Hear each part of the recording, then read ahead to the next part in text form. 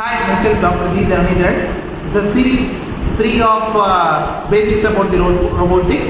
First series we elaborately discussed about the different robot anatomy and what is a robot and robotics.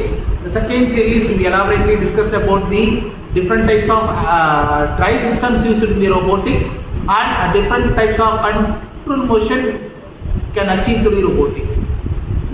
In this series we are going to elaborately discuss about the different types of control part used in the robotics. First, the very important control system is point-to-point control system.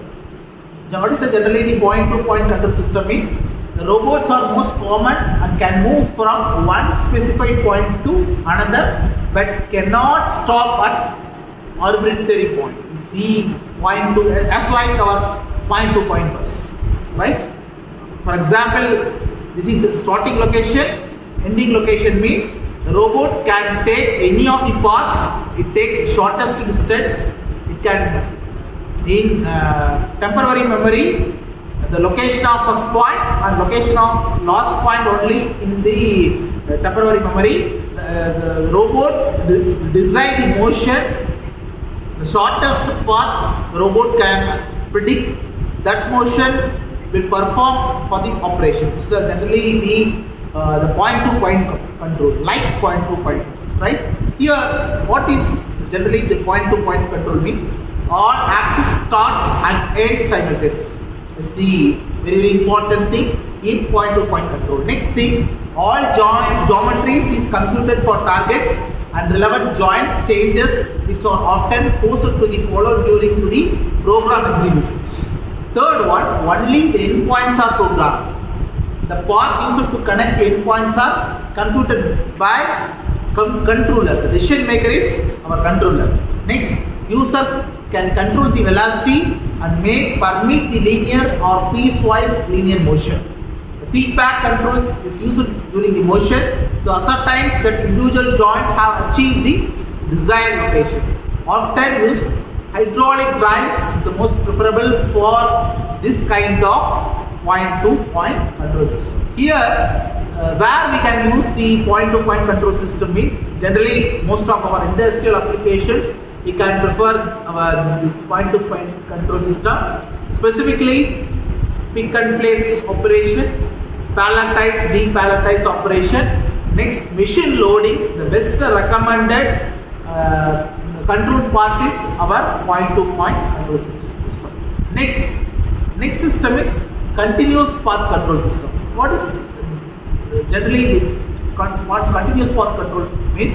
Is the extension of the point-to-point control method. This involves utilization of more points at each point, can be an arc, circle or straight line. Generally, for example, our point-to-point means so point 1, point 2. The robot can take any of the path to reach the destination. Here, the continuous path control means we go to the first point and end point we should define. At the same time, we can also fix the intermediate point like a curve or circle or straight line. We should define as like the starting point and ending point. This is generally the continuous.